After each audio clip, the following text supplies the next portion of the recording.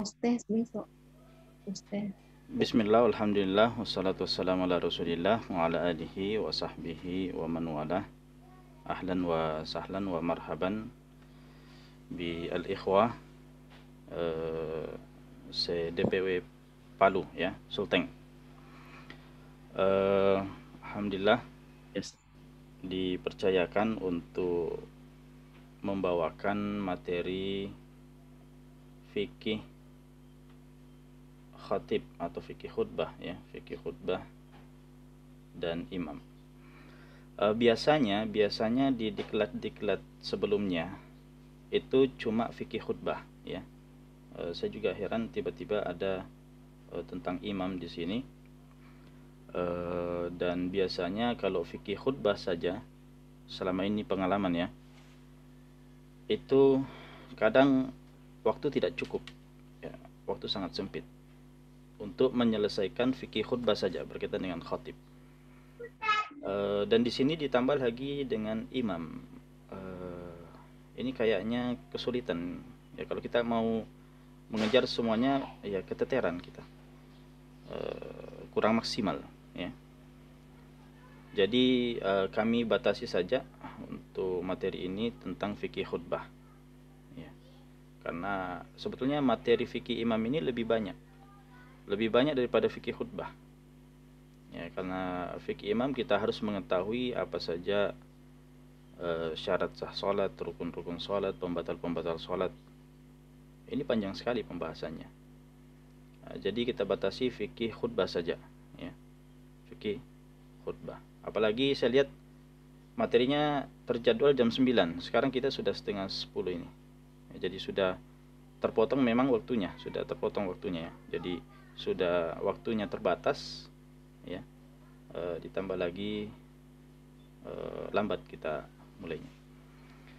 Baik, jadi kami batasi saja fikih khutbah ya, materinya fikih khutbah saja. Baik, asatidzah dan ikhwah sekalian yang sama dimuliakan oleh Allah Azza wa Jalla, kami akan tampilkan di sini materinya.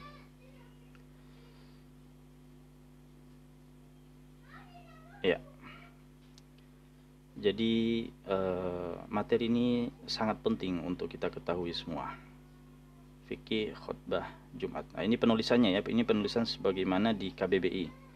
Ya, jadi semua penulisan yang antum lihat di sini itu berdasarkan KBBI. Tulisannya khutbah. Ya. Mungkin agak aneh bagi kita. Tapi ya begitulah. Artinya kita sesuai standar saja.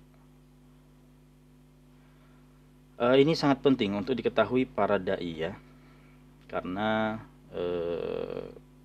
kita ketahui semuanya bahwa sholat Jumat ini adalah salah satu kewajiban ya, salah satu kewajiban sholat Jumat. Sedangkan salah satu syarat sah daripada sholat Jumat ini adalah khutbah Jumat ya, adalah khutbah Jumat ini.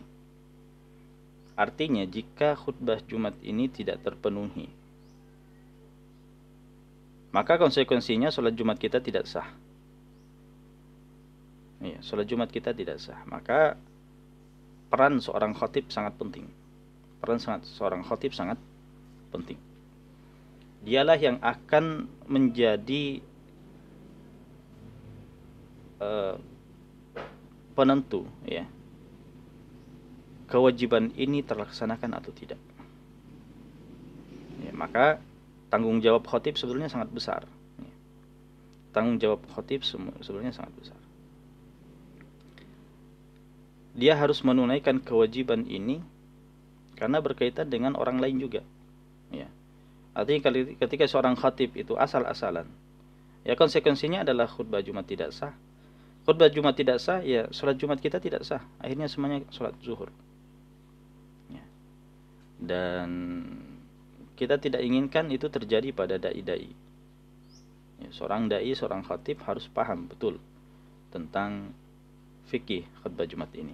Makanya salah satu materi yang harus dimasukkan, materi yang sangat urgen ya, dalam diklat dai dan khatib level 1 ini.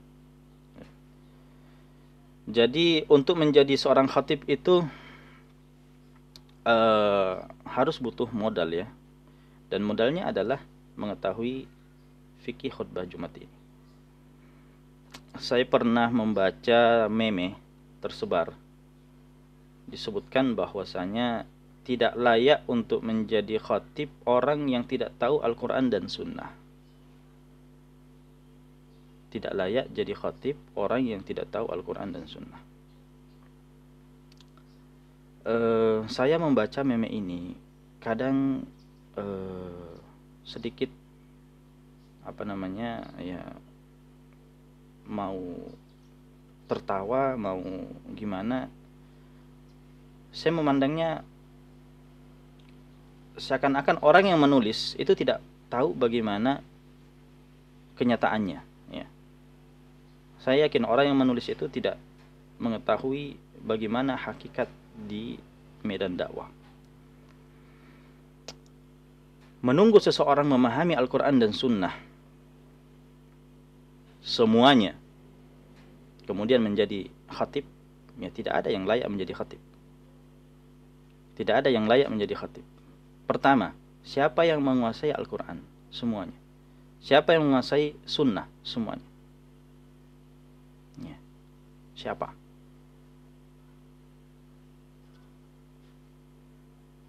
Sekiranya dia menulis di situ bahwasanya yang layak menjadi khatib adalah yang mengetahui fikih khutbah Jumat, maka inilah yang benar. Kenapa? Karena mengetahui fikih khutbah Jumat ini akan memenuhi apa-apa saja yang menjadi kewajiban pada khutbah Jumat, yang menyebabkan khutbah Jumat kita sah. Ya. Seharusnya seperti itu. Ya. Adapun menyebutkan secara mutlak Al-Quran dan Sunnah, siapa yang menguasai Al-Quran dan Sunnah? Ya. Jangankan menguasai ilmu semua berkaitan dengan Al-Quran dan Sunnah, menghafalnya saja ya sangat sedikit, bahkan hampir tidak ada yang menghafal semua sunnah. Ya. Standar yang sangat jauh ya. Nah, maka yang harus kita ketahui sebagai seorang khatib adalah fikih khutbah Jumat ini. Apa saja yang menyebabkan khutbah kita sah? Ya. Yang menyebabkan khutbah kita sah, sholat Jumat kita sah, dan kewajiban itu bisa lepas pada diri kita dan orang lain. Ya. Tapi kalau kita misalnya tidak mengetahui fikih khutbah Jumat ini dan asal-asalan dalam khutbah, tidak mengetahui mana rukun, mana syarat, mana seterusnya, mana sunnah, nah, maka bisa fatal jadinya. Nah, baik, materi ini ya kami sampaikan fikih khutbah Jumat ini perspektif satu mazhab saja ya. Perspektif satu mazhab, yaitu berdasarkan mazhab Syafi'i. Mungkin ada yang bertanya, kenapa harus perspektif mazhab Syafi'i? Jawabannya ada beberapa faktor yang mendorong kami untuk mengangkat materi ini perspektif mazhab Syafi'i. Pertama, mazhab Syafi'i adalah mazhab yang mu'tabar, mazhab Ahlus Sunnah wal Jamaah yang mu'tabar, salah satu dari mazhab yang mu'tabar, hasil daripada ijtihad jama'i ulama ya, ratusan bahkan mungkin ribuan ulama dari abad ke abad ya, sejak Imam Syafi'i sampai hari ini ya, ibarat satu produk ya, produk yang sudah dikonsumsi ratusan tahun lamanya, yang diproduksi oleh perusahaan besar yang memiliki karyawan yang profesional ya. Itu ibaratnya seperti itu. Jadi hasil daripada ijtihad ulama yang profesional, bertahun-tahun lamanya, dan sudah dikonsumsi ratusan tahun lamanya oleh umat Islam. Jadi apanya lagi yang kita ragukan? Ya, apanya lagi yang kita ragukan? Mungkin ada yang mengatakan, ya berdasarkan Al-Quran dan Sunnah saja Ustaz. Ya, saya jawab, memangnya mazhab Syafi'i atau yang lainnya itu tidak berdasarkan Al-Quran dan Sunnah, berdasarkan Injil, berdasarkan Taurat, ya, semuanya berdasarkan Al-Quran dan Sunnah. Itulah Al-Quran dan Sunnah perspektif ulama Syafi'iyah, perspektif ulama Malikiyah, ulama Hanabilah, ulama Hanafiyah. Ya, ada yang mengatakan, ya perspektif antum lah Ustaz, sebagai seorang ustaz, antum rojehkanlah buat kita. Ya, saya jawab, antum lebih suka Al-Quran dan Sunnah perspektif ulama Syafi'iyah yang di dalamnya ada Al-Imam Nawawi, ada Ibnu Hajar Al-Asqalani, ada Imam Syafi'i, dan ulama-ulama besar yang lainnya. Mana yang antum suka?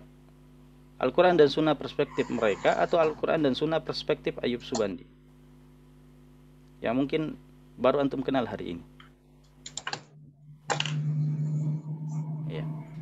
Antum suka mana kira-kira?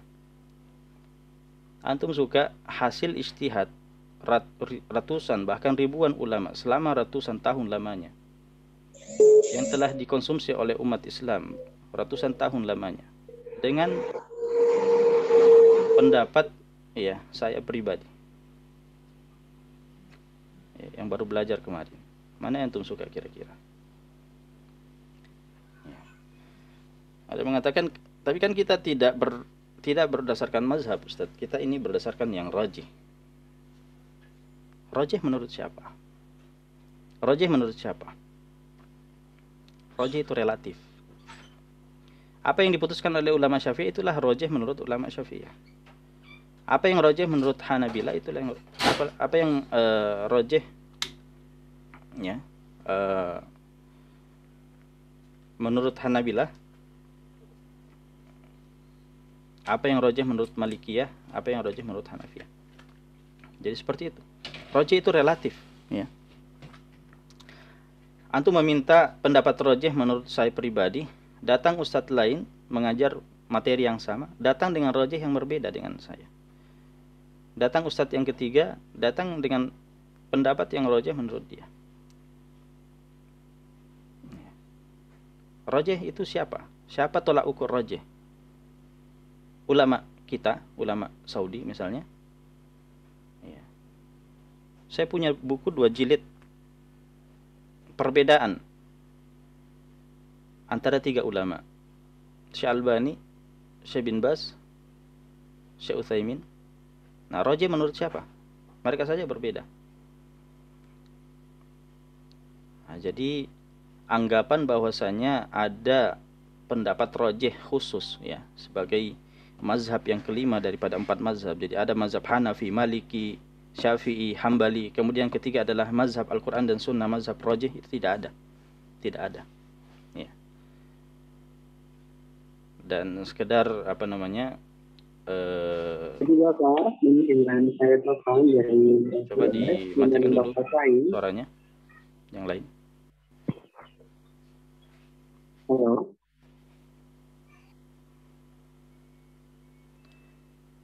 Jadi saya ikhwasan dulu sangat semangat untuk mengejar yang namanya rajih-rajih juga. Ya. Saya sebelum ke Madinah, di Istiba Madinah tahun pertama, bahkan saya punya buku-buku semua tentang muqaran ya, fikih perbandingan mazhab ya, komparasi mazhab.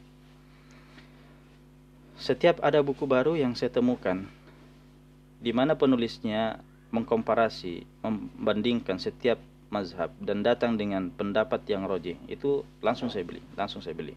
Banyak saya punya di sini. Tapi saya temukan ternyata setiap penulis itu berbeda-beda. Ya. Yang itu mengatakan rojih ini, ya, kemudian penulis yang lain mengatakan rojih ini. Jadi saya bingung sendiri, rojih itu yang mana sebetulnya? Akhirnya saya capek rojih. Sudah. Saya belajar fikih mazhab tahun kedua di Madinah dan alhamdulillah. Sejak itu saya sudah tinggalkan namanya qaulur rajih ini. Ya, mazhab rajih ini tidak ada. Tidak ada. Ya. Jadi rajih ini relatif. Ya. Sekiranya saya mau mentarjih, ya, kalau memang saya layak mentarjih, tapi sayangnya saya belum layak untuk mentarjih. Saya belum sampai pada derajat mujtahid. Ya. Maka pasti akan berbeda dengan ustadz yang lainnya. Di dalam Dewan Syariah sendiri tidak ada sepakat dalam satu pendapat. Ya. Kami saja misalnya di komisi ibadah itu berbeda-beda, tidak akan sama pendapatnya. Ya. Rojih dan marju itu relatif, nisbi. Nah, itu antum harus ketahui. Ya. Jadi kalau ada yang mengatakan yang rojih adalah pendapat seperti ini, ya itu pendapat beliau. Itu pendapat beliau. Ya, bukan berarti saya melarang untuk mengikutinya, tidak ya. Tapi kita harus pahami seperti itu, bahwa tidak ada mazhab rojih yang berdiri sendiri. Ya. Jadi kenapa saya memakai mazhab Syafi'i dalam materi ini? Ya. Sekiranya ada ustadz yang lain yang ditunjuk, ya, untuk membawakan materi, ahli dalam mazhab Hambali, ahli dalam mazhab Maliki, ahli dalam mazhab Hanafi misalnya, itu jauh lebih baik lagi. Ya. Hanya saja kami yang ditunjuk dan kami yang kami tahu adalah mazhab Syafi'i. Kalau saya disuruh membawakan fikih berdasarkan mazhab yang lain, ya saya akan mundur. Ya, saya akan mundur. Saya tidak mampu. Yang saya tahu adalah mazhab Syafi'i. Ya, jadi jangan tuntut saya, ya. Jangan tuntut saya untuk datang dengan pendapat yang saya tidak ketahui. Menguatkan, melemahkan pendapat yang saya tidak ketahui. Ya. Itu keterbatasan saya. Bertahun-tahun lamanya saya belum selesai menyelesaikan belajar fikih Syafi'i ini. Ya. Imam Nawawi sampai beliau meninggal dunia belum sampai derajat mujtahid mutlak. Masih berkisar mujtahid mazhab, berijtihad dalam mazhab. Ada beberapa permasalahan yang beliau kuatkan, ya, karena beliau sudah sampai pada derajat mujtahid dan masih dalam lingkungan, masih dalam ruang lingkup mazhab Syafi'i sendiri. Ya. Hanya dihitung jari permasalahan yang beliau rajihkan dan tidak keluar dari mazhab Syafi'i secara umum. Itu Imam Nawawi, apalagi dengan saya. Baik. Jadi mazhab Syafi'i ini adalah mazhab yang muktabar, hasil ijtihadnya adalah layak untuk dipakai, layak untuk diamalkan.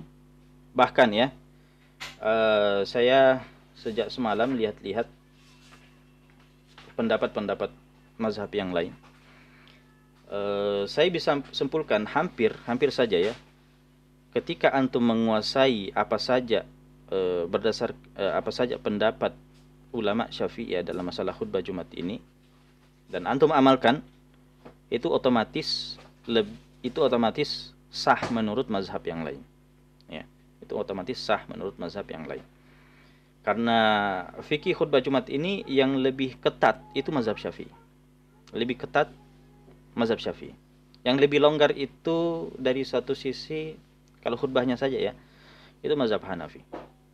Ya, kemudian mazhab Maliki yang mirip, ya agak mirip, berbeda hanya satu, hanya Hambali dengan Syafi'i, itu sangat mirip. Perbedaannya sangat sedikit. Ya. Tapi yang sangat ringan itu mazhab Hanafi kalau masalah khutbah Jumat. Tapi untuk sholat Jumatnya sangat berat Hanafi. Nanti saya akan sebut. Baik. Kita lanjutkan ya. Ya sudah 15 menit. Jadi saya insyaallah materi saya sekitar 45 menit ya, 45 menit. Kemudian kita tanya jawab sampai 10:15. 10.45 ya, 10.45. Ya. Setelah itu materi selanjutnya. Nah, ya walaupun di jadwal saya sampai jam 11, tapi tadi permintaan katanya materi yang kedua karena sangat singkat, 1 jam saja, jadi waktu saya dipotong ya dan dibagi 2. Nah, baik. Yang perlu kita ketahui sebagai seorang khatib adalah 3 hal ini.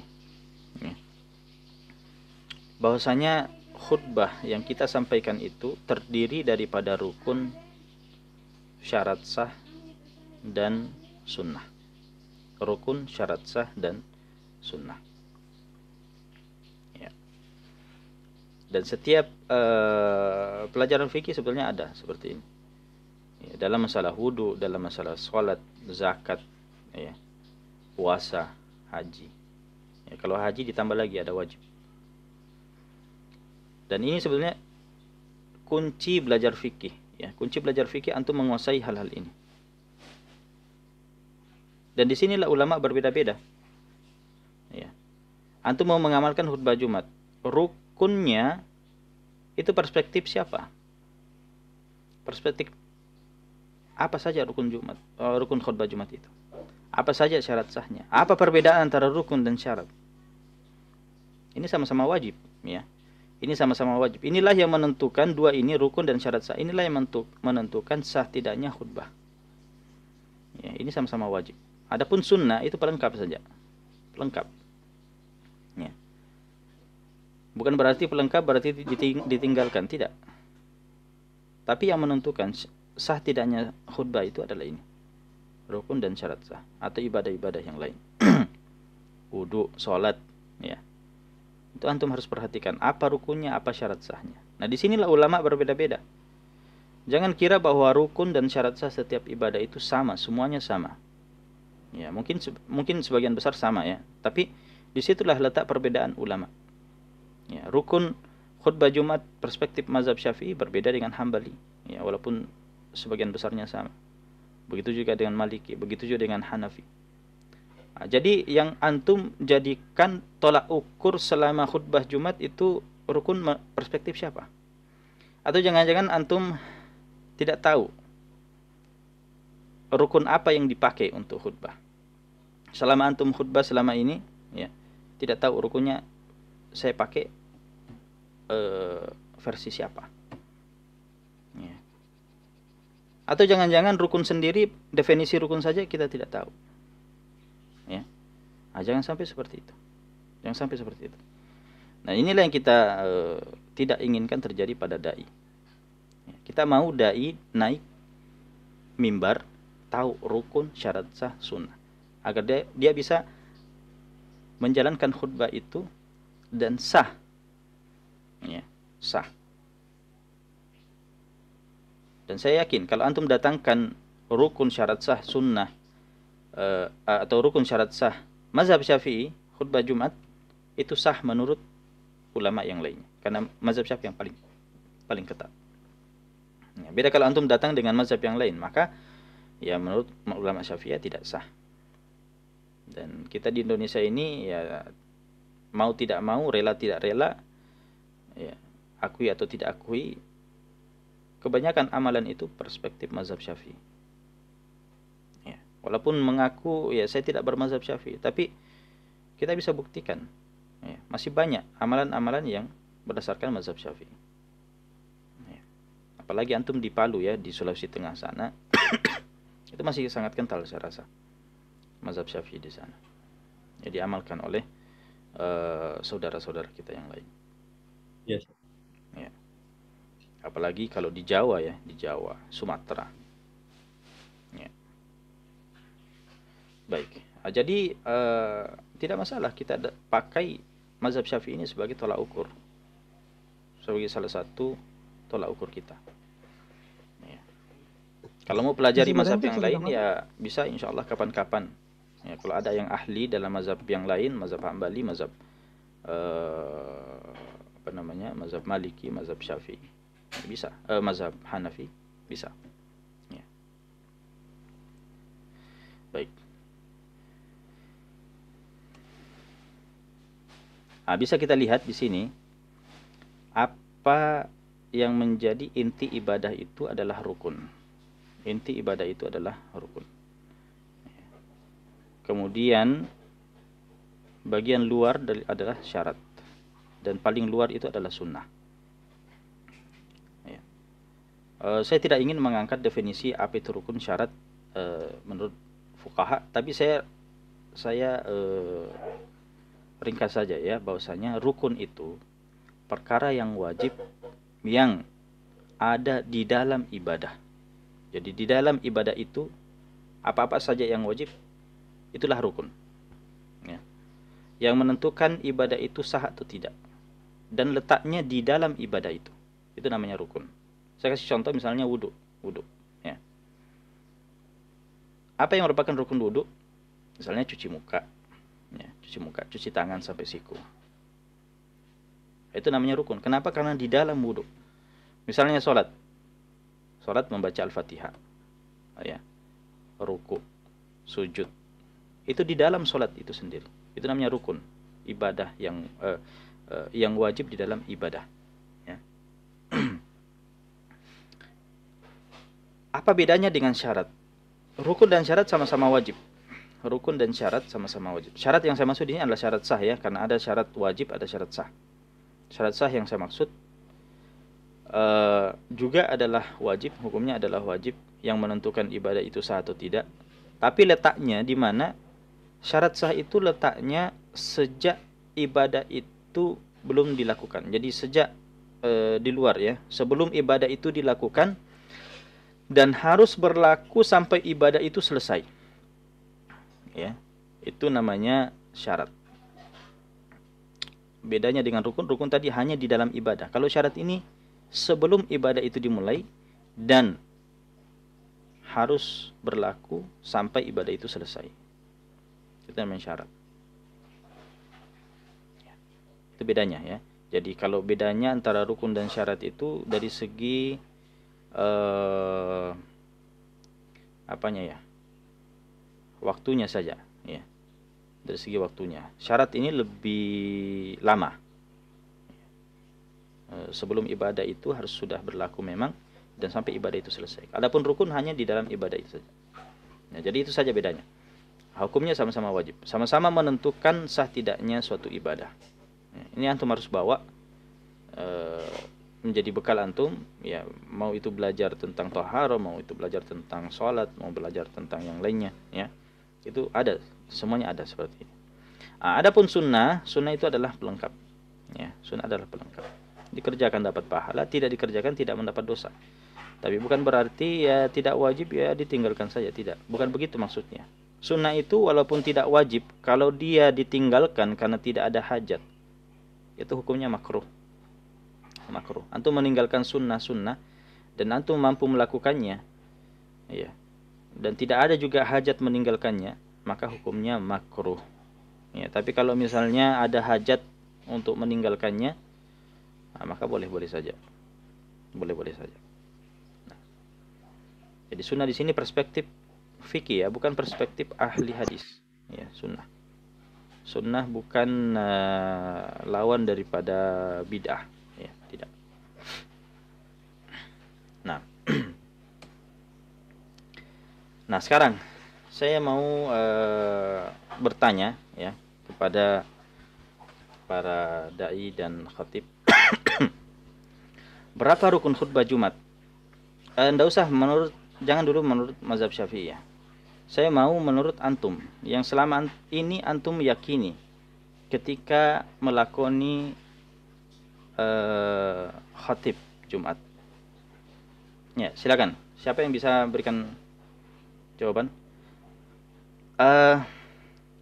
Nampaknya di sini ada beberapa alumni syar'i ya. Ya, dan senior kami sebetulnya. Ada Ustadz Jasri di sini. Ahlan Ustadz. Ya. Ini kami dengan Ustadz Jasri sekampung sebetulnya. Ya. Dan guru saya, beliau guru saya. Ahlan Ustaz, Masya Allah. Hayakallah Ustaz. Jazakallah. Minkum nastafid fil haqiqah ya Ustaz. لا لا لا لا والله نحن Nah, نستفيد أكثر. hayakumullah إن Ustaz. شاء الله بارك الله فيك. Nah. واصل أستاذ. Ya, taib selain أستاذ mungkin إلى selain Ustaz نتشوق في selain Ustaz الاستماع. Jasri, saya mau berikan pertanyaan kepada yang lain yang sudah melakoni khutbah selama ini. Apa saja rukun khutbah yang antum yakini selama ini? Silakan. Ini bukan mengetes keilmuan ya. Bukan mengetes keilmuan. Ini sebagai pengantar saja. Ada 5 Ustaz. Ada 5. Iya, siapa? Coba satu orang jawab. Ya mungkin raise hand. Sudah bisa dipilih. Ya. Silakan angkat tangan. Ya, silakan Ustaz dari Buol, Ustaz Rusman. Ya, Ustaz Rusman. Fadal, Ustaz. Apa saja rukun khutbah? Rukun khutbah Jumat ada 5 Ustaz. Ya. Apa saja itu? Memuji atau puji-pujian kepada Allah. Ya. Di khutbah pertama, kemudian membaca salawat Nabi. Ya. Berwasiat ketakwaan Ustaz yang ketiga. Ya. Kemudian membaca ayat dalam Al-Quran, salah satu ayat Al-Quran dalam di khutbah. Dan yang kelima, berdoa untuk kaum mukmin di khutbah terakhir. Baik. Ini yang diyakini selama ini dan diamalkan selama ini, Ustaz Rusman? Iya Ustaz. Masya Allah. Atau Ustaz Rusman sudah tahu bahwa ini perspektif mazhab tertentu? Belum tahu Ustaz, hanya secara kebiasaan sering. Secara umum diamalkan selama ini ya. Jadi ikuti juga Ustaz. Memang pernah dipelajari sebelumnya. Ustaz, ini dipelajari atau ijtihad sendiri?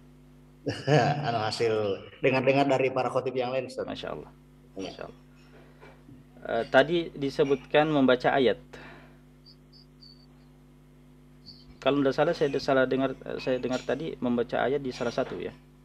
Iya Ustaz. Baik.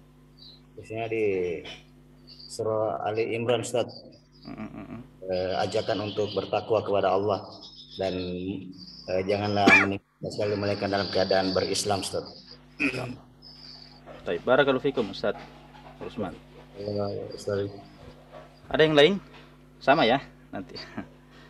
Ya, secara umum apa yang disampaikan tadi itu seperti yang ada di dalam mazhab Syafi'i. Ya. Jadi 5 rukun khutbah yang disebutkan tadi itu sebagaimana yang ada di dalam mazhab Syafi'i. Ya. Berarti kalau sudah ditahu ya ini sekedar penyegaran saja ya. Jadi materi kita ini penyegaran saja sebetulnya. Karena pada dasarnya sudah diketahui.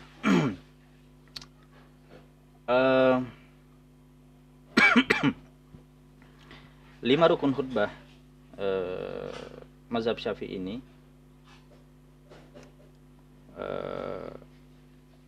yang paling lengkap ya. Kalau mazhab yang paling lengkap rukun khutbahnya ini mazhab Syafi'i memang. Ya, kalau dibandingkan dengan mazhab-mazhab yang lain. Dalam mazhab Hanafi misalnya itu sekedar tasbih ya dan tahmid saja itu sudah cukup. Ya, antum naik khutbah cuma alhamdulillah atau subhanallah itu sudah cukup.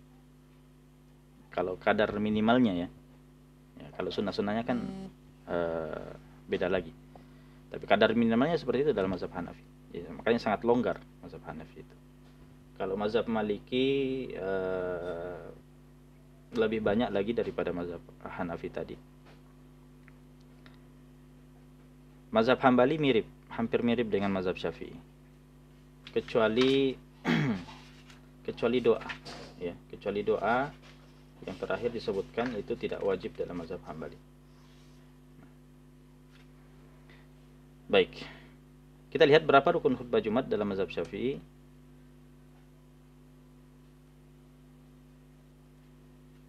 Di sini ada 5 rukun khutbah ya. 5 rukun khutbah. Kita pahami baik-baik. Yang pertama adalah hamdalah. Tadi disebutkan sebagai puji-pujian ya. Cuma kalau puji-pujian itu umum. Puji-pujian itu umum. Dan yang dimaksud dengan rukun sebetulnya cuma hamdalah. Ya, jadi berangkat dari kata ha, mim, dal. Hamdun. Dan turunan daripada itu. Ya, mau kita baca bagaimanapun, innal hamdalillah, alhamdulillah, ahmadullah. Ya. Ana hamidun lillah misalnya, itu sudah sah semua. Tapi kalau kita bawa pakai misalnya pujian-pujian yang lain, misalnya asyukru lillah, itu tidak sah. Tidak sah. Jadi memang harus berangkat daripada kata tadi, hamdun, ya. Ha, mim, dal. Baik, nanti kita jelaskan. Kemudian selawat. Nah, ini tulisan KBBI ya. Selawat. Ya. Saya ikuti saja. Apa saja syarat-syarat daripada selawat itu nanti kita jelaskan. Kemudian yang ketiga adalah wasiat takwa. Yang keempat adalah membaca ayat. Dan yang kelima adalah mendoakan kaum mukminin. Inilah 5 rukun khutbah Jumat perspektif mazhab Syafi'i. Inilah yang menentukan khutbah itu sah atau tidak. Kapan salah satu daripada rukun ini tidak terpenuhi, maka konsekuensinya adalah khutbah kita tidak sah. Ya. Khutbah kita tidak sah. Kalau khutbah tidak sah, ya berarti salat Jumat kita tidak sah. Karena khutbah Jumat ini adalah syarat sahnya salat Jumat. Baik. Yang pertama adalah hamdalah. Apa saja syarat daripada hamdalah? Inilah yang perlu kita ketahui. Kapan hamdalah kita itu dikatakan sah? Apa saja syarat-syaratnya? Yang pertama adalah lafaz alhamdu, ya, atau turunannya, bukan asyukru. Karena asyukru juga kalau dikatakan pujian, ini syukru juga pujian. Ya. Nah, kenapa tidak bisa syukur? Karena syukur itu derajatnya di bawah daripada alhamdu. Ya. Berkaitan dengan Allah Subhanahu Wa Taala memang kita pakai alhamdu. Asyukru ini sesama kita, ya, sesama makhluk. Asyukru. Nah, tapi derajat alhamdu ini lebih tinggi. Misalnya kita baca innal hamdalillah ahmadullah ana hamidun lillah. Ya. Ini boleh. Kemudian harus menggunakan lafaz Allah, lafzul jalalah, ya. Tidak bisa menggunakan asmaullah yang lainnya. Misalnya kita pakai Ar-Rahman, Ar-Rahim. Misalnya alhamdulillahirrahman, alhamdu ar-rahim. Ya, jadi memang harus pakai lafzul jalalah, Allah. Kemudian yang ketiga, boleh menggunakan ayat. Ya. Jadi kita misalnya mau hamdalah, ya, tapi pakai ayat. Misalnya alhamdulillahi rabbil alamin. Nah, ini kan ayat. Ya. Dalam surah Al-Fatihah. Kita gunakan sebagai apa? Pembuka khutbah kita, sebagai hamdalah. Maka boleh. Ya. Boleh. Boleh menggunakan ayat jika diniatkan sebagai hamdalah, sebagai rukun khutbah. Bukan niat baca ayat, ya, bukan niat baca ayat. Ketika kita membaca ayat itu jangan sampai niatnya kita adalah membaca ayat. Kenapa? Karena membaca ayat secara khusus ada nanti rukun khutbah yang lainnya. Ya. Makanya kita harus perjelas hamdalah ayat ini kita baca sebagai menunaikan rukun yang pertama, yaitu hamdalah ini. Kemudian yang keempat adalah dibaca di khutbah pertama dan yang kedua. Ya, jadi bukan hanya di khutbah pertama, ya, tapi juga di khutbah yang kedua. Nah, inilah 4 syarat daripada hamdalah harus kita perhatikan baik-baik, jangan sampai dilanggar. Kapan dilanggar? Ya, maka rukun ini tidak sah, rukun ini tidak sah, khutbah kita tidak sah, khutbah kita tidak sah, salat Jumat kita tidak sah. Baik. Yang kedua adalah selawat. Apa saja syarat-syarat daripada selawat? Yang pertama adalah menggunakan lafaz selawat.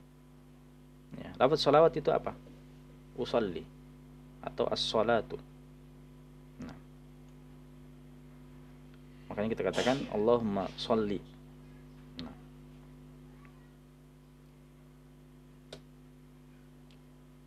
Boleh menggunakan semua nama yang berkaitan dengan Nabi yang jelas, nama Nabi yang jelas.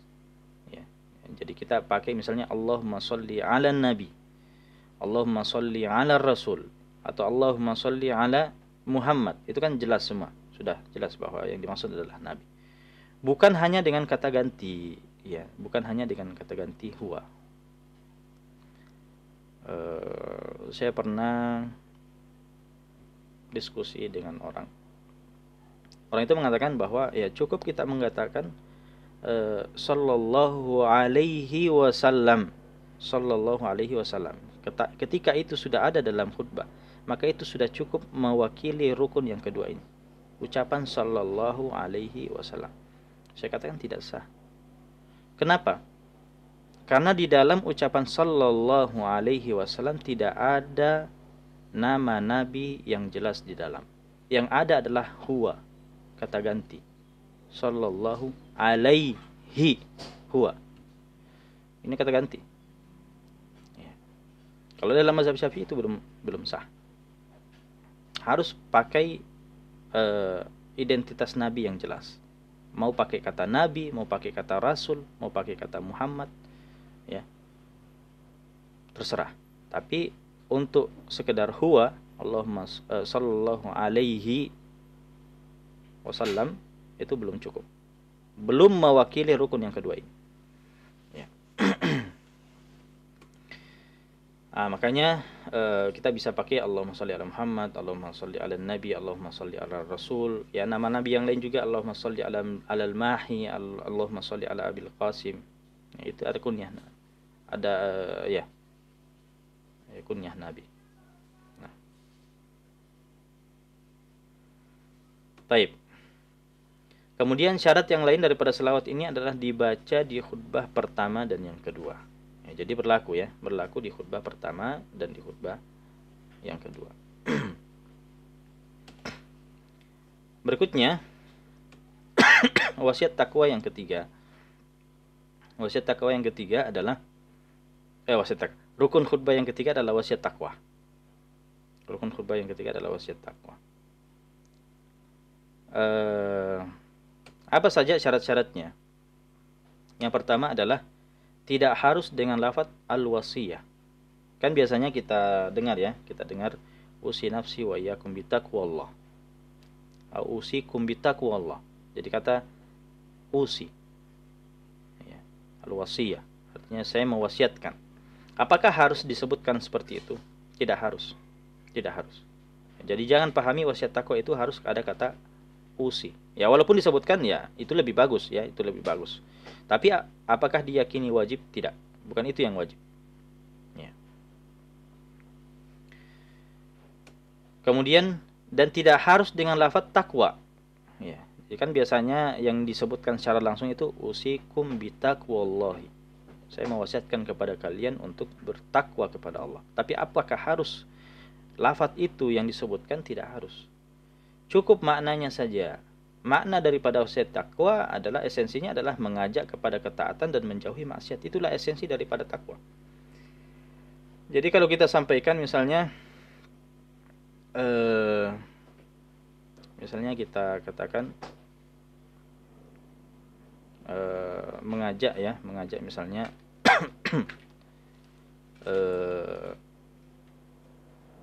misalnya if'alu al-khairat.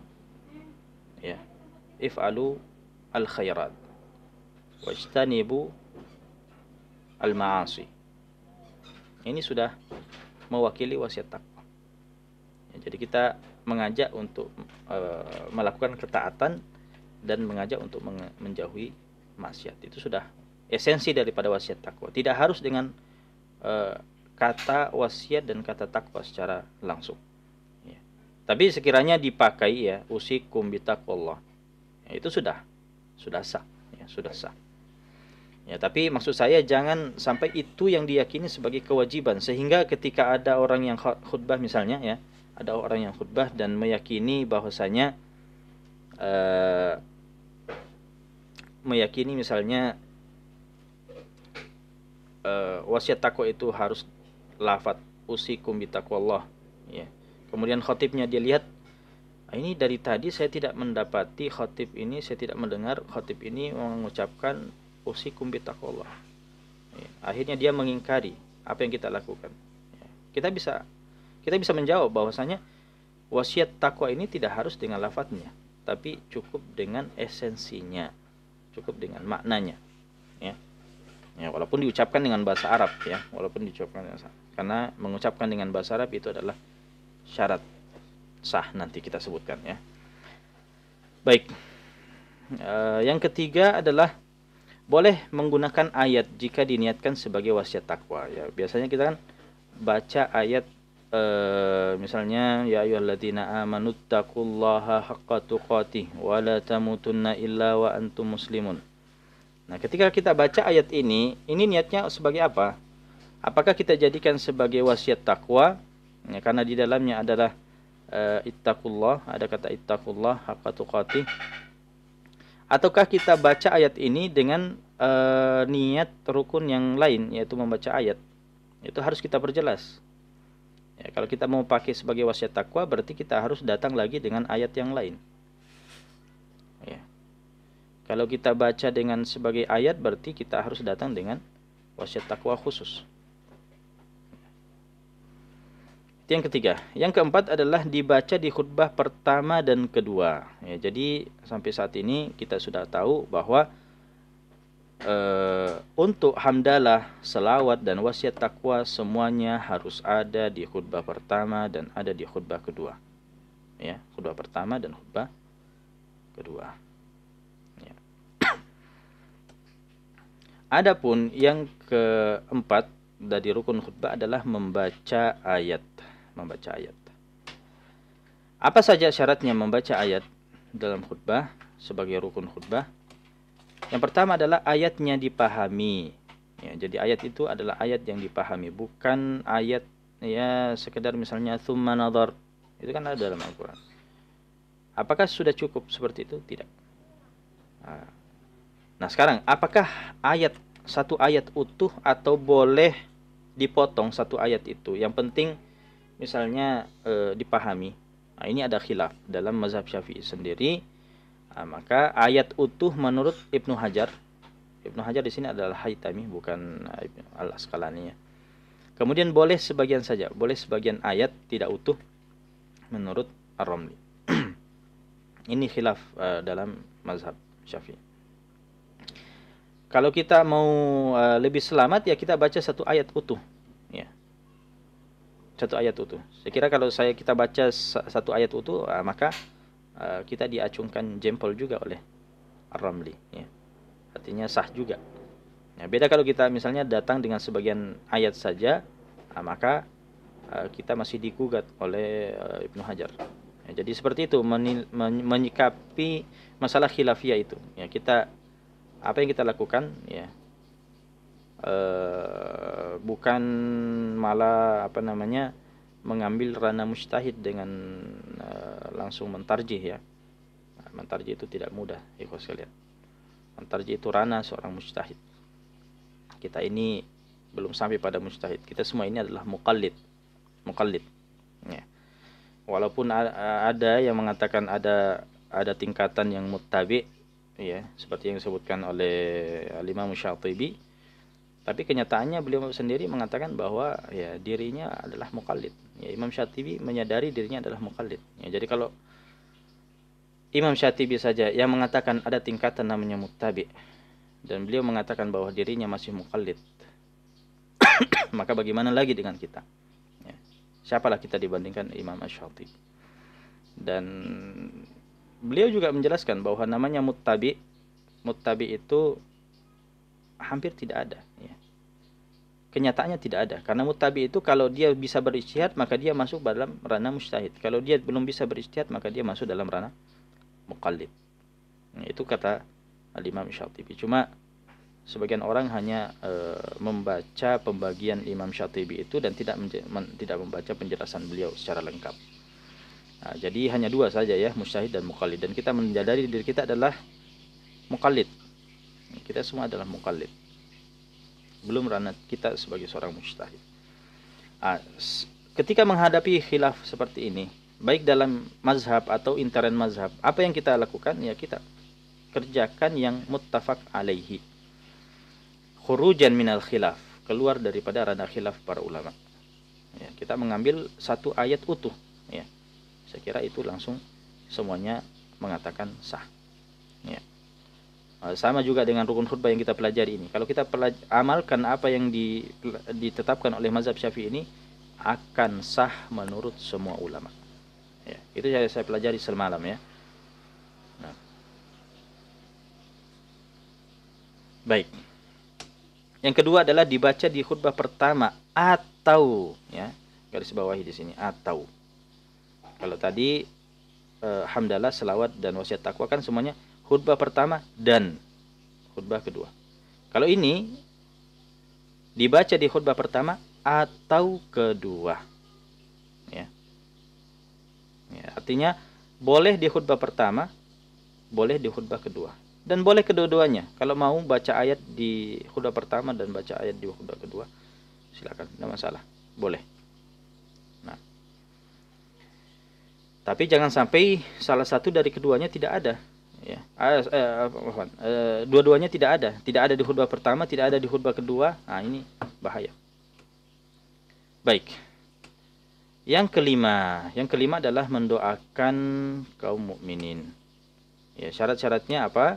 Yang pertama adalah mendoakan kemaslahatan akhirat, ya, bukan maslahat duniawi saja. Karena doa itu entah maslahat dunia dan akhirat, atau akhirat saja atau dunia saja. Itu 3 keadaan tentang doa. Ya. Jadi kita mendoakan tentang maslahat akhirat, bukan dunia saja. Misalnya ya, ada yang mendoakan agar sehat, ya. Ada yang mendoakan agar sehat. Syafakumullah misalnya. Ya. Jamaah Jumat syafakumullah. Ya, anggaplah seperti itu. Asy-syifa, doa untuk kesembuhan, itu maslahat dunia. Ya. Itu untuk maslahat dunia. Maka itu tidak cukup. Tidak cukup mewakili rukun yang kelima ini. Jadi maksud doa di sini adalah maslahat akhirat. Makanya kalau kita sekedar membaca ya di khutbah kedua, jamaah Jumat rahimani wa rahimakumullah, itu sudah cukup. Rahimani wa rahimakumullah. Rahimakumullah dari kata rahmat. Artinya kita mendoakan agar jamaah, ya, walaupun yang kita doakan di sini adalah yang hadir pada saat itu ya. Tapi kan mereka sudah mewakili kaum mukminin. Itu mewakili kaum mukminin. Jadi baik kita mau mendoakan kaum mukminin yang hadir dan yang tidak hadir di hadapan kita, atau yang hadir saja di hadapan kita, itu sudah cukup. Itu sudah cukup. Yang penting maslahat akhir. Rahimakumullah, ghafarakumullah, ya. Ghafarallahu lakum misalnya, ya. Nah. Yang kedua adalah meniatkan doa buat yang hadir dan tidak hadir, atau buat yang hadir saja. Ini saya sudah jelaskan tadi, ya. Atau kita langsung mendoakan yang tidak hadir juga. Misalnya Allahumma gfir lil muslimina wal muslimat wal mu'minina wal mu'minat. Ya. Seperti itu. Itu lebih lengkapnya lagi seperti itu. Nah. Yang ketiga adalah dibaca di khutbah kedua saja. Ini wajibnya di sini, ya. Artinya jangan sampai khutbah kedua kosong daripada mendoakan kaum mukminin. Nih, kalau kosong dari mendoakan kaum mukminin, maka khutbah kita tidak sah. Ya, walaupun bisa juga didoakan kaum mukminin di khutbah pertama. Kan kita baca biasanya mengakhiri khutbah barakallahu li wa lakum. Ya, barakallahu li wa lakum fil Qur'anil azim. Misalnya ya. Kita baca. Itu kan termasuk doa. Doa untuk berkah. Nah, itulah 5 rukun khutbah beserta dengan syarat-syaratnya. Ya, kita sudah tahu. Nah, sekarang sudah membahas tentang rukun khutbah yang merupakan inti daripada khutbah. Sekarang yang kedua adalah syarat sah khutbah Jumat. Apa saja syarat sah khutbah Jumat? Nah, ini waktu semakin sempit ya, sekitar 10 menit lagi materi saya, kemudian kita buka tanya jawab. Berapa syarat sah khutbah Jumat?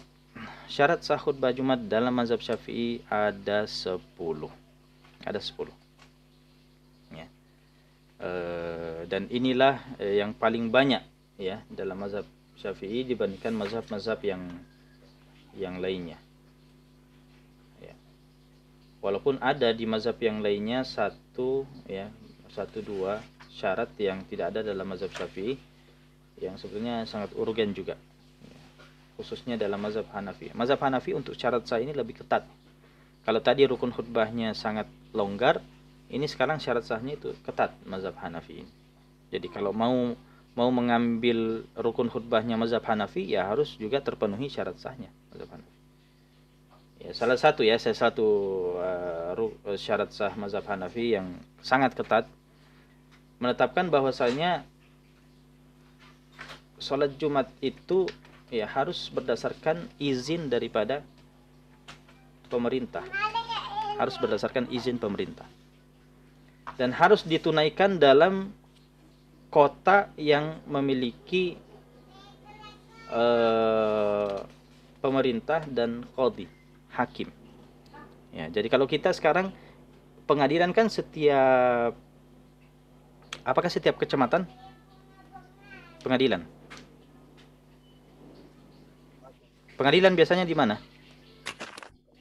Kabupaten kota. Kabupaten kota kan? Ya, kabupaten. Kecamatan tidak ada. Iya. Jadi kalau menurut mazhab Hanafi, sholat Jumat itu sekabupaten. Ya. Jadi yang di kabupaten saja menunaikan sholat Jumat itu. Yang lainnya itu selama masih dengar azannya harus datang ke tempat itu. Ya, satu masjid.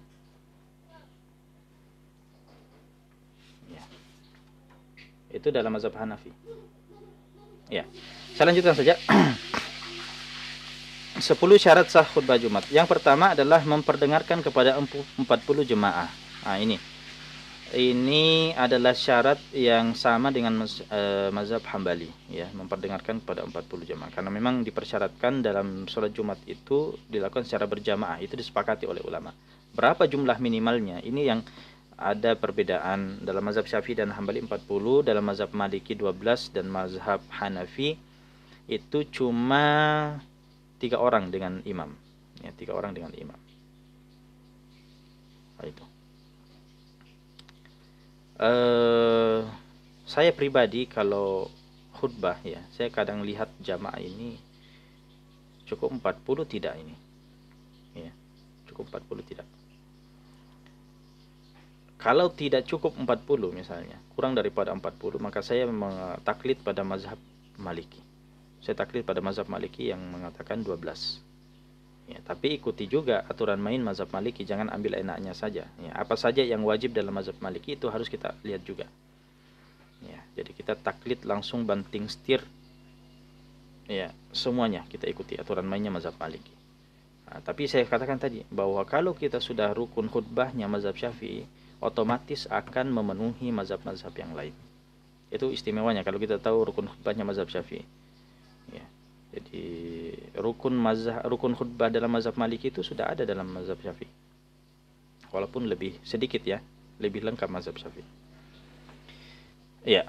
Tapi kita kan mau mengambil jumlahnya yang 12 itu. Tapi sebenarnya jumlah 12 ini ada juga dalam mazhab Syafi'i. Itu pendapat Al-Imamul Muzani, murid daripada Imam Syafi'i langsung. Ya, jadi ya, Imam Muzani menetapkan jumlah 12 itu sudah cukup. Dan masing-masing punya dalil sebetulnya, ya. Masing-masing punya dalil. Mazhab Hanafi dalilnya minimalnya itu adalah 3, jumlah 3 itu minimal jamak. Nah, maka dipakailah jumlah 3. Kemudian mazhab Syafi'i dengan Hambali menetapkan bahwa memang tidak pernah kurang daripada 40. Ya, ini sudah di amalan salaf ya. 40 ini. Kemudian mazhab Maliki menetapkan bahwa pernah khutbahnya Nabi Shallallahu alaihi wasallam salat Jumatnya sempat 40, tapi kan terjadi ada sesuatu, akhirnya sebagian sahabat itu keluar dari masjid dan tinggal 12 di dalam. Tinggal 12 orang di dalam. Nah, maka ini menjadi patokan mazhab Maliki. Berarti jumlah 12 itu adalah minimal. Saya tidak mau saling menjawab antara dalil-dalil ini. Sebetulnya setiap mazhab itu punya kritikan terhadap dalil mazhab yang lain, tapi saya tidak mau panjang lebar di situ. Ya, cukup kita ambil satu pendapat, kita amalkan, sudah selesai sebetulnya. Kedua, bersambung khutbah pertama dan kedua. Ya, jadi jangan sampai khutbah pertama kita itu ada selang waktu yang panjang dengan khutbah kita yang kedua. Berapa jaraknya minimalnya? Jangan sampai selang waktu itu bisa cukup untuk digunakan sholat 2 rakaat. Ya, berapa lama kira-kira kalau kita mau sholat 2 rakaat? Nah, kapan kita menyela khutbah pertama dan khutbah kedua dengan kadar waktu yang bisa digunakan untuk sholat 2 rakaat, maka ya tidak sah khutbah Jumat kita. Harus diulangi. Ya. Jadi itu dhabitnya. Yang ketiga adalah bersambung khutbah dan sholat, ya, bersambung. Jadi sudah khutbah pertama dan kedua langsung sholat. Jangan juga ada selang waktu yang bisa digunakan untuk sholat 2 rakaat. Ya. Itu namanya al-muwalah, bersambung, ya, berlanjut, al-muwalah. Nah, ini adalah syarat sah khutbah Jumat.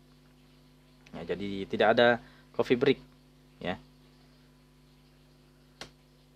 Yang keempat adalah suci hadas kecil atau besar. Nah, ini salah satu syarat yang hanya ditemukan dalam mazhab Syafi'i, tidak ditemukan dalam mazhab yang lain.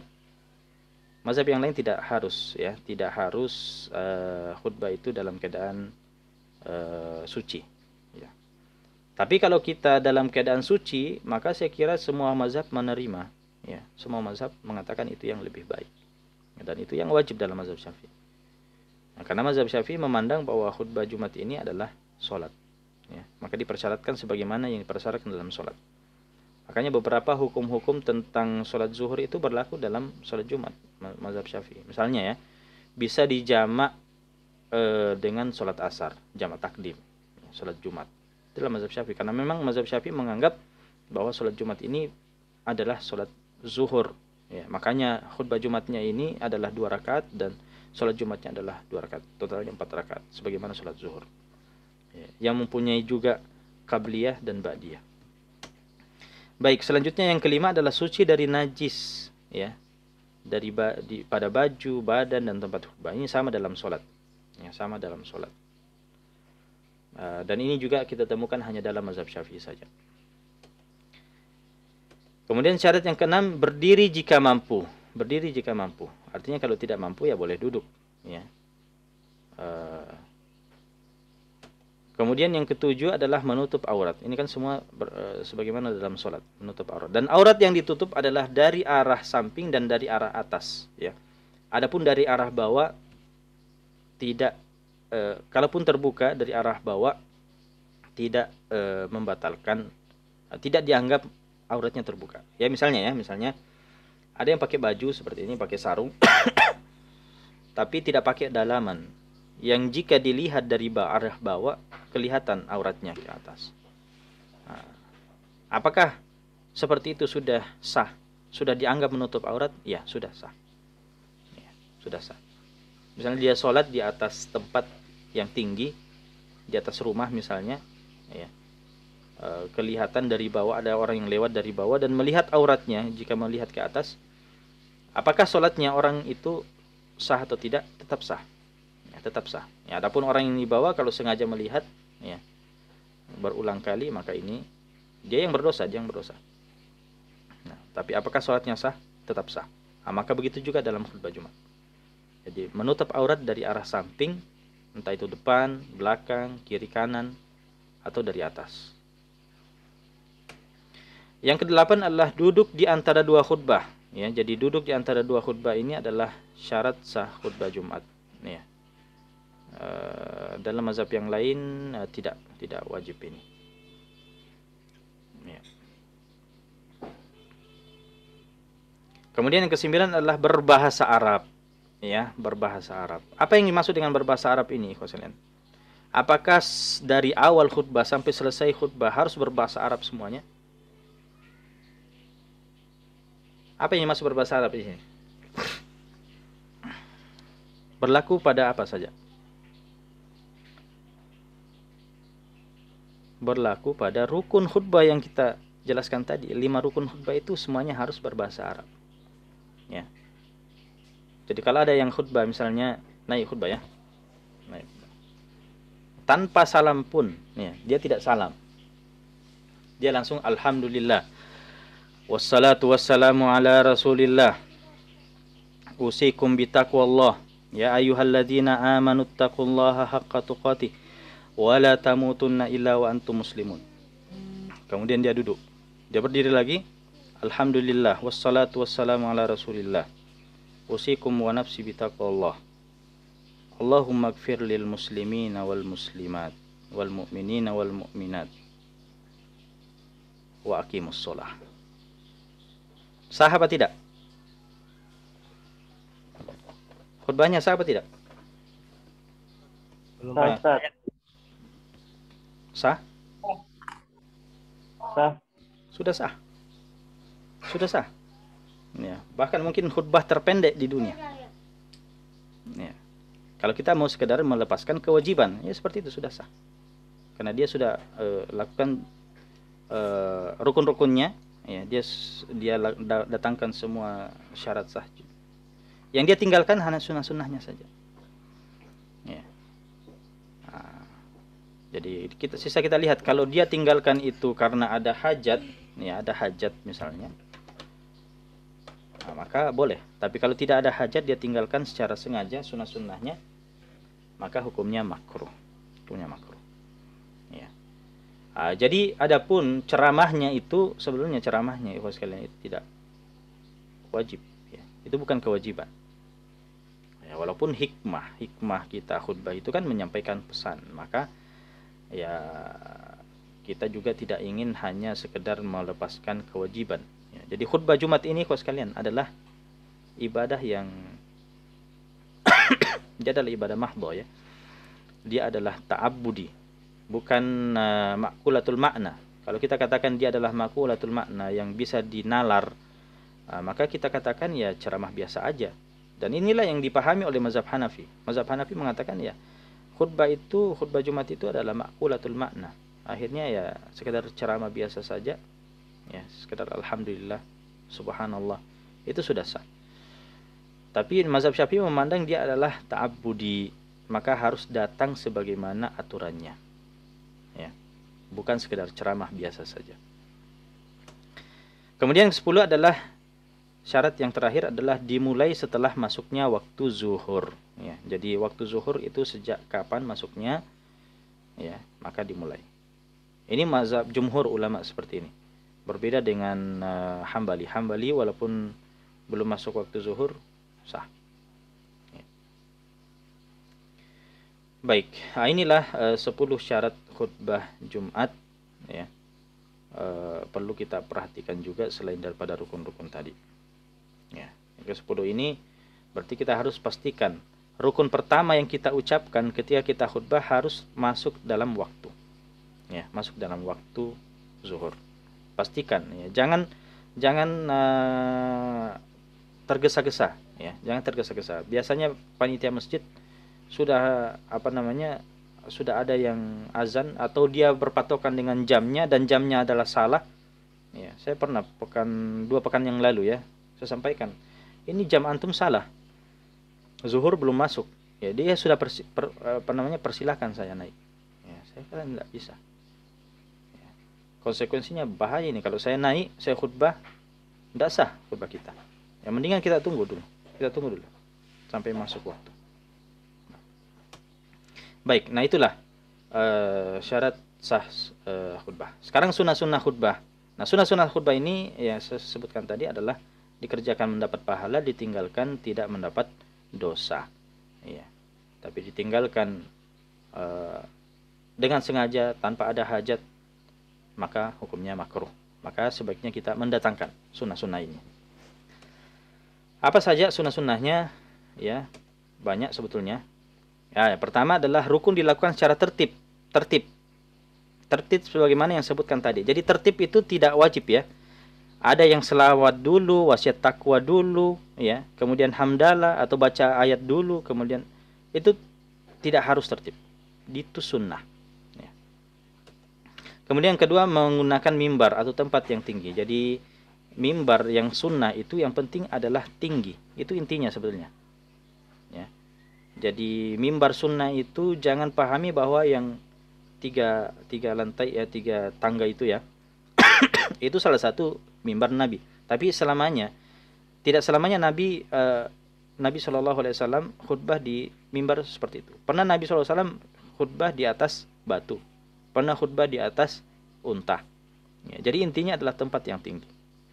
Ya, jadi jangan mempersempit ya definisi mimbar sunnah. Semua yang tinggi bisa tempati bicara dan didengarkan oleh orang lain, itulah mimbar sunnah. Kemudian yang ketiga adalah salam. Jadi salam dulu ya, kemudian azan. Yang keempat adalah duduk ketika azan. Ini sunnah. Kemudian yang kelima adalah fasih. Ya, kita menyampaikan khutbah itu dengan fasih.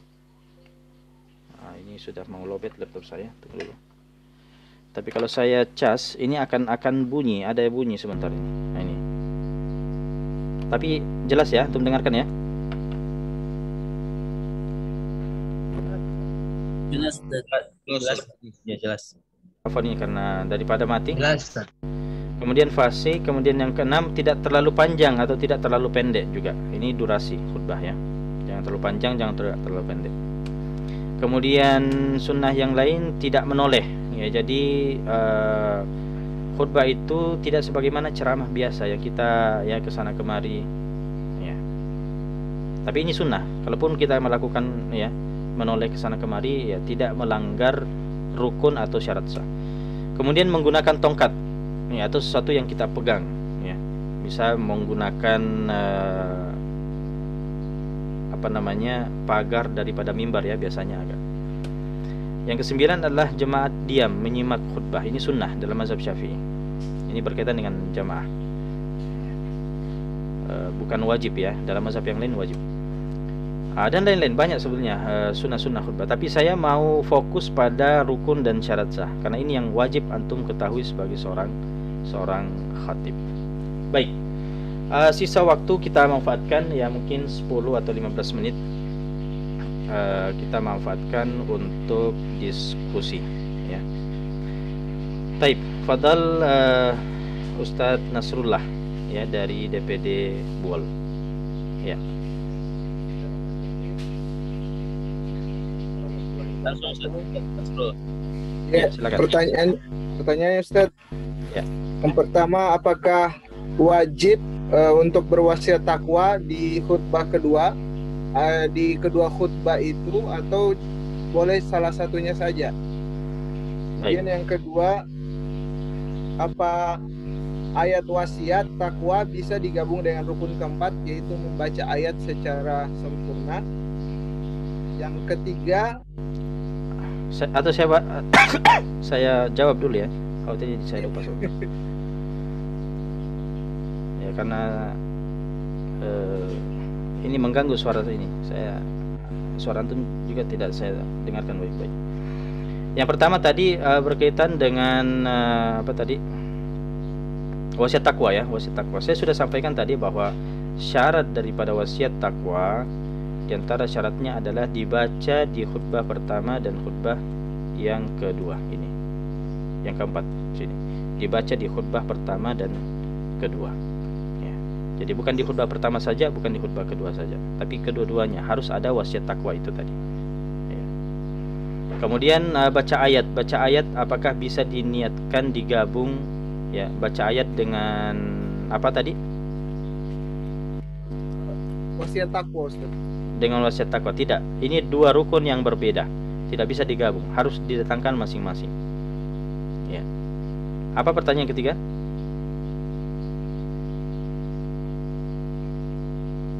Fadal? Ya, sekiranya darurat Ustaz, di antara misalnya khotibnya itu ingin ke buang air misalnya Ustaz.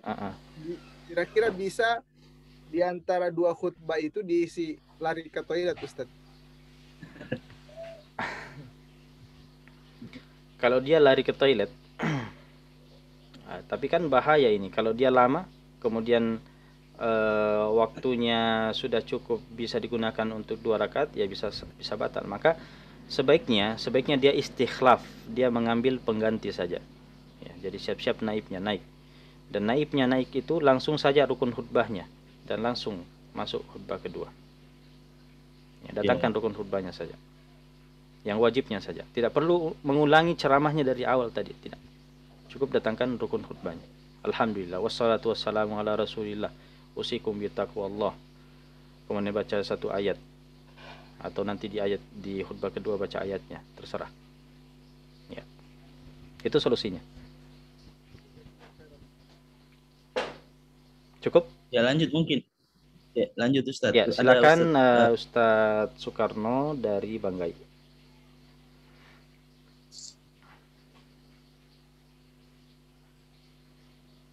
Fadal. Alhamdulillah. Wassalatu wassalamu ala nabiyina Muhammadin wa ala alihi washabihi ajmain wa ba'd. Ustaz, ada 2 pertanyaan ini. Ya, silakan.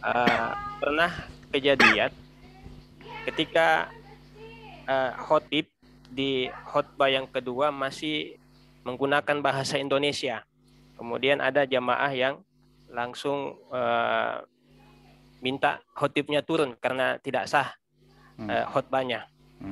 Bagaimana Ustaz? Kemudian yang kedua, saya tidak melihat ada Ustaz mandi janabah.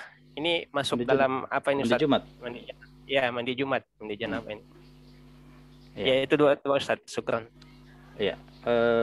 Yang pertama tadi berkaitan dengan khatibnya tidak datang dengan semuanya bahasa Indonesia ya. Semuanya bahasa Indonesia. Sedangkan tadi adalah syarat sah. Syarat sahnya adalah bahasa Arab. Ya.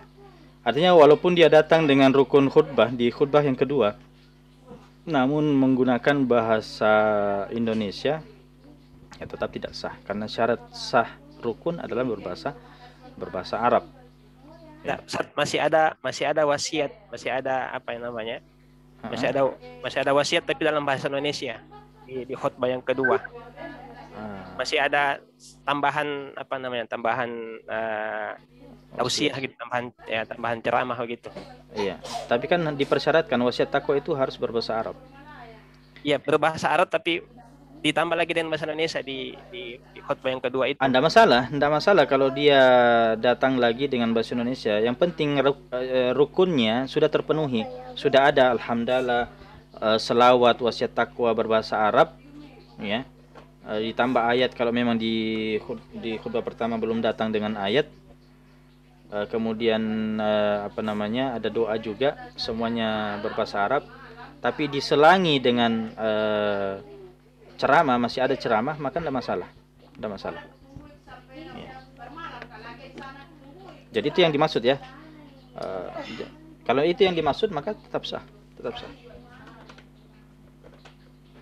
Ya. Tadi yang kedua tentang mandi Jumat. Mandi Jumat memang masalah yang diperselisihkan oleh ulama. Jumhur ulama termasuk mazhab Syafi'i memandang sunnah. Yang memandang wajib adalah Hanabilah. Ya, jadi sebaiknya memang kita mandi. Khurujan minal khilaf. Ya, keluar dari ranah khilaf ulama. Sebaiknya kita mandi. Tapi kalau ada yang sekedar wudu saja ya, maka kata Nabi SAW, "Faman tawadda'a fabiha wa ni'mat, wa man iktasala fal ghuslu afdal." Dan ini dalil daripada jumhur, mayoritas ulama, bahwa mandi itu sunnah, karena sekiranya memang wajib tidak akan tidak akan dikatakan mandi itu lebih afdal. Baik. Jadi itu.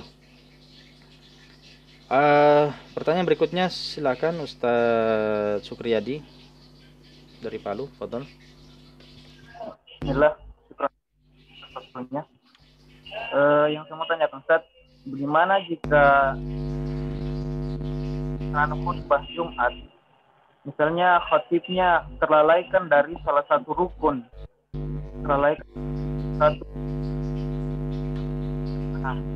apa yang harus kita lakukan Ustaz? Karena kan kalau terlalaikan dari salah satu khutbahnya, maka khutbah Jumatnya itu tidak sah, sehingga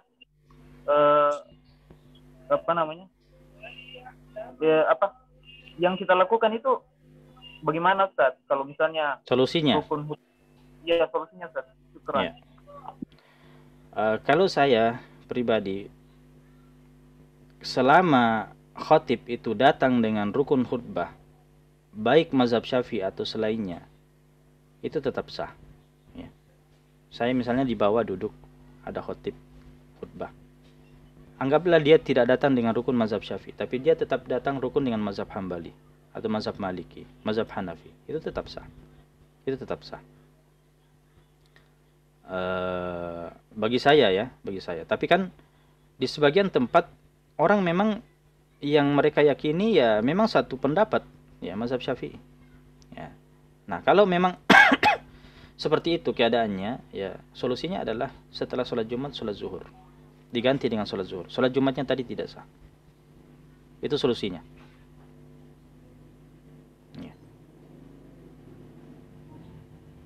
Atau kalau belum dimulai sholatnya, ya masih khutbah ya, kemudian diingatkan dan sempat mendatangkan rukun khutbah secara sempurna, walaupun cuma rukunnya ya, tidak harus dengan ceramahnya, maka tetap sah. Tidak perlu diulangi, diulangi dengan sholat zuhur. Ya. Itu kalau cepat diingatkan. Ya, tapi kalau sudah dilanjut kemudian sampai sholat, ya akhirnya ribut, ya. Nah, maka kalau ada yang paham bahwa tadi khotib itu sudah datang dengan rukun mazhab yang lain, dan menurut dia sudah sah, ya dia keluar dari masjid, sudah sah. Tapi orang-orang yang memahami tidak sah, ya, dan mereka mau sholat zuhur, mengulangi dengan sholat zuhur, maka itu urusan mereka. Nah. Dan itu solusi sebetulnya. Baik. Cukup?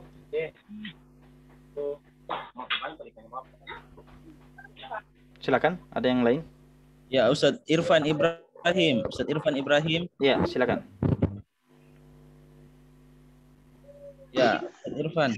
Assalamualaikum warahmatullahi wabarakatuh. Waalaikumsalam warahmatullahi wabarakatuh.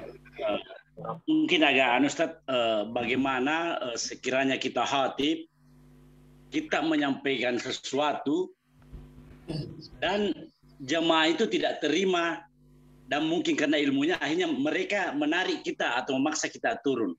Apakah kita berhak tetap di atas atau kita mengikuti kemauan jemaah?